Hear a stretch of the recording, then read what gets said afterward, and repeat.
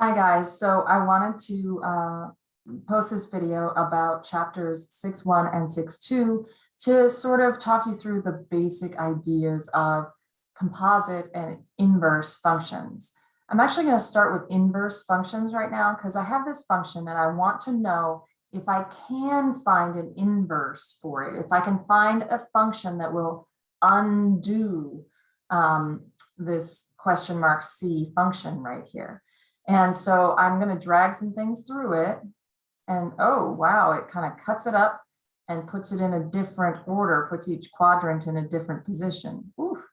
Okay, so now we have a sense of what that function does in the forward direction. So this would be like our f of x. And each of our inputs gets mapped directly to these outputs.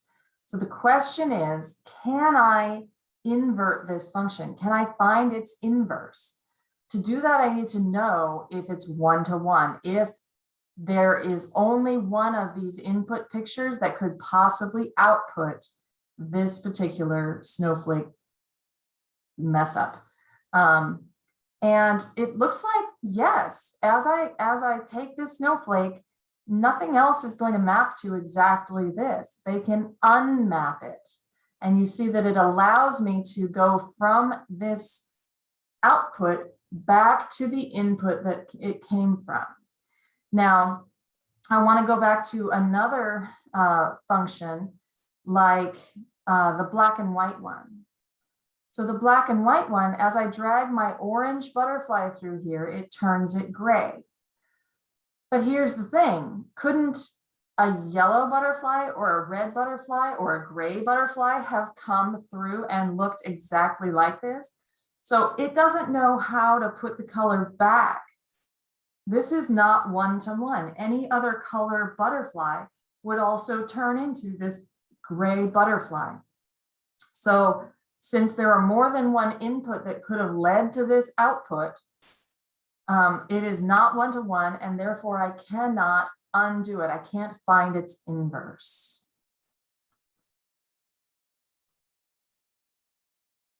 Sorry about that. Hold on.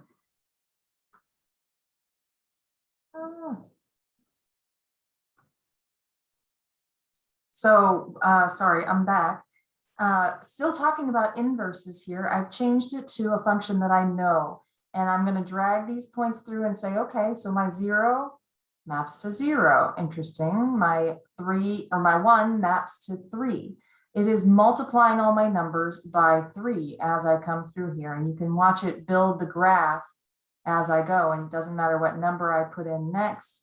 It'll graph it in the XY pair, the input output pair. And as I do this, I notice that I'm not getting repeats of numbers over here on the right. As I put my 3 in, which is the only 3 I've got, it always maps to 9. If I had other cards, I'd be able to pull a 3 through and it would also map to 9. A 3 ties to 9, but that means a 9 also ties directly to 3. So this function, this linear function that is y equals 3 times x, right? I'm taking my x, my input, and multiplying by 3, getting an output. I can undo that. The inverse of that would be to divide each of these numbers by 3. 0 divided by 3 is 0. Negative 3 divided by 3 is negative 1, right? And I can undo this function. So it is also one-to-one. But I wanted to show you on the graph that that means, okay, yes, it's a function. It passes the vertical line test, but also it passes the horizontal line test. This is only so shallow because it's the scale of the y-axis is very different than the scale of the x-axis. It's off by 10. It should be a very steep line. 3 is a pretty steep slope, but because they've changed the scale, it's shallow. They've scrunched the axes.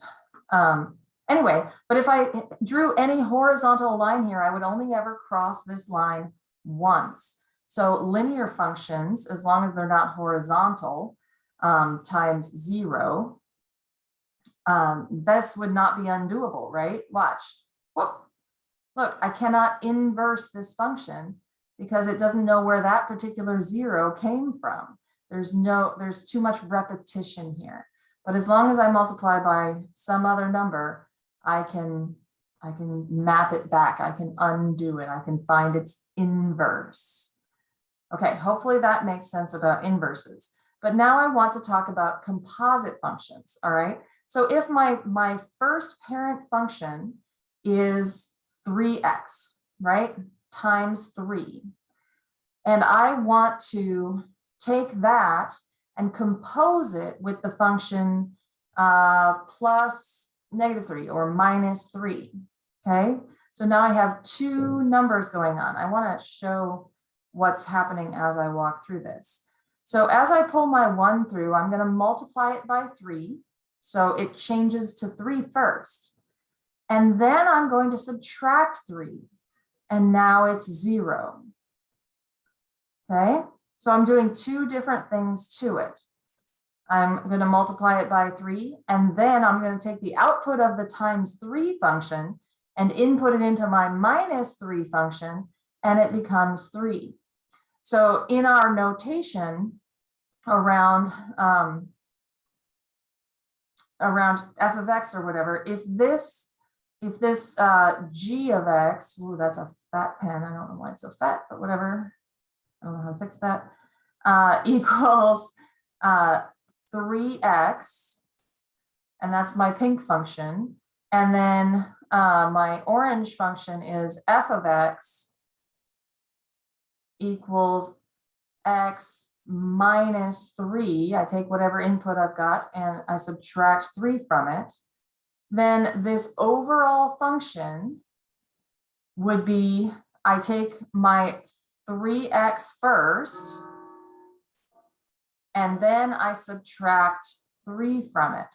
So it's almost like I took this 3 times x and put it in place of x. We call that composing functions. And what that means is I've put my g of x into my f of x. So this is f of g of x.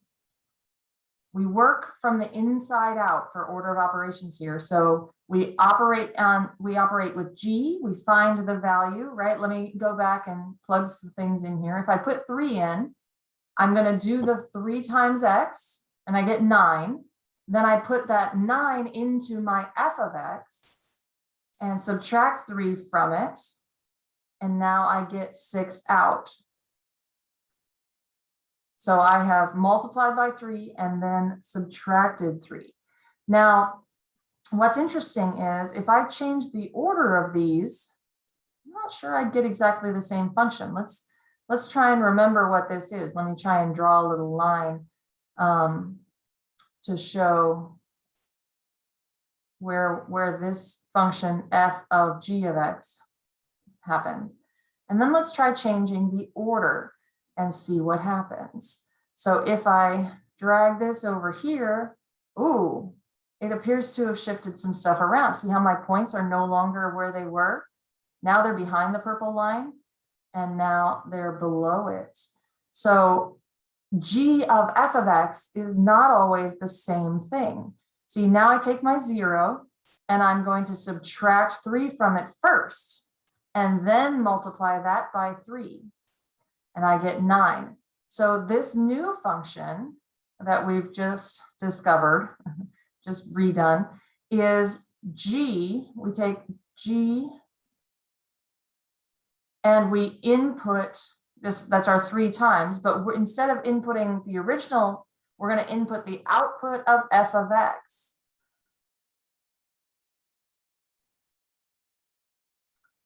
And when we do that, we're taking the x minus 3 and we're putting it in place of x in g of x. So it's 3 times x minus 3, right? Now, if we do the distributive property to change the way this looks without changing its value, we multiply 3 by 3, we get 3x minus 9. See how that's different than x minus 3 down here? Or then 3x minus 3, our f of g of x. So what we've discovered is that f composed with G, f of G of X is not equal to, not always equal to, G composed with f of X. Okay, that little composed thing, it's a little tiny circle, you'll see it in your book. Now, sometimes they just write it like this, like fog, f composed with G, and they don't actually tell you that it's of X. Sometimes they'll actually put the of X after the fact, or they'll put G here. So the notation is a little wishy-washy. There's a lot of different ways to write it. I prefer to always change it into this notation so that I understand which one's on the inside and which one's on the outside. So hopefully this helps you understand composite functions a little bit better and inverses. And good luck. I'll see you Wednesday.